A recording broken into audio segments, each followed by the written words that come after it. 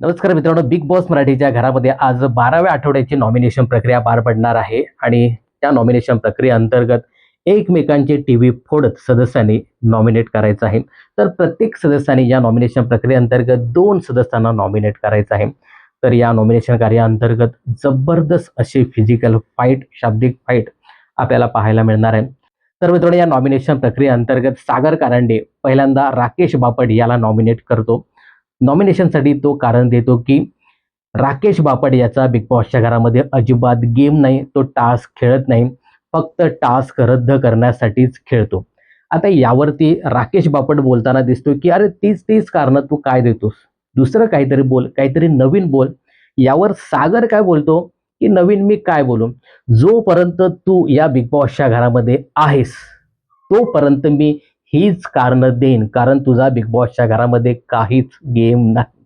हे ऐकल्यानंतर कुठेतरी राकेश बापट हा देखील अवाक होतो की सागर आता माझ्यावरतीच बोलायला लागलाय. खरं तर मित्रांनो, या दोघांचंही सांगायचं झालं ना, तर दोघांचाही तसा बिग बॉसच्या घरामध्ये जास्त गेम पाहायला मिळत नाही.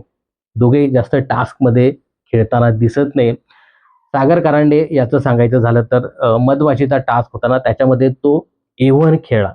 बाकी तसा तोही जास्त टास्कमध्ये दिसत नाही आणि बाकी ठिकाणी जास्त दिसत नाही. आणि राकेश बापटचं सांगायचं झालं तर राकेश बापट ही तेवढा टास्कमध्ये इन्व्हॉल्व नसतो आणि पूर्वी जे काही त्याने टास्कमध्ये पराक्रम केले, टास्क कमी खेळायचा आणि रद्दच जास्त करायचा. तर त्याच गोष्टी आता कुठेतरी राकेशला भारी पडताना दिसतायत. जो कोणी सदस्य त्याच्याबद्दल बोलतो किंवा नॉमिनेशनबद्दल बोलायचं असेल त्याच्या विरुद्ध, तर त्याच गोष्टी आता राकेशच्या काढल्या जातात की हा टास्क कमी खेळतो आणि टास्क जास्त रद्द करतो. तर जे काही मागे घडलेलं तेच आता राकेशसाठी त्याच गोष्टी काढून हे लोकं नॉमिनेट करतायत. मित्रांनो, सागरला पण आता कळून चुकलंय की बिग बॉसने आपल्याला ठेवलंय, आपल्यावरती मेहरबानी दाखवली आणि एक चांगला कंटेस्टंट त्याच्यासाठी संकेतला घराबाहेर पाठवलं. त्यामुळे नक्कीच आपल्याला आता काहीतरी करावं लागेल, काहीतरी बोलावं लागेल, काहीतरी बिग बॉसला त्याची परतफेड करावी लागेल. पण त्याने थेट आरबीला टार्गेट केलं आणि आरबीचा खेळ कसा आहे बिग बॉसच्या घरामध्ये, काय खेळतो, नाही खेळतो, हे सगळं त्याने आरबीचं काढलं आणि या दोघांमध्ये प्रचंड आज वाचताना दिसणार आहे. म्हणजे आरबीचं आणि विशालचं देखील वाजलंय, परंतु सागरचं आणि आरबीचं देखील थोडंसं वाचताना दिसणार आहे. एकंदरीत ज्या पद्धतीने सागर बोलतोय, त्यामुळे असं वाटतं की सागर रॉक आणि कुठेतरी आरबी शॉक असा प्रसंग आपल्याला आजच्या त्या नॉमिनेशन कार्याअंतर्गत पाहायला मिळणार आहे. खरं तर मगाशी सांगितलं ना, की या दोघांचाही तेवढा गेम आपल्याला पाहायला मिळत नाही.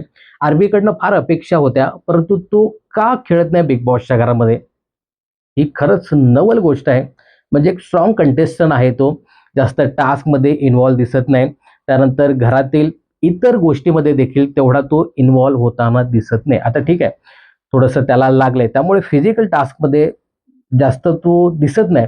परंतु बाकी ठिकाणी तरी व्यक्त हो, निदान जे काही बोलण्याचे टास्क असतात, त्याच्यामध्ये देखील तू काहीतरी कर. पण तेवढा तसा गेम त्याचा नक्कीच बिग बॉसच्या घरामध्ये दिसत नाही. त्यामुळे सागर या सगळ्या गोष्टी त्याच्यात धरून त्याला टार्गेट केलंय. तर मित्रांनो, सागर ज्या पद्धतीने आरबीबद्दल बोलला, की याचा काहीच बिग बॉसच्या घरामध्ये गेम नाही, तो टास्कमध्ये खेळत नाही आणि तो टास्क जास्त रद्दच करतो, असा निकष देत त्याला घराबाहेर काढण्यासाठी नॉमिनेट केलं. तर सागरचं हे बोलणं, सागरचे जे काही निकष आहेत, ते तुम्हाला योग्य वाटतात का? याबद्दल तुमचं काय मत आहे? कमेंट्स करून नक्की सांगा.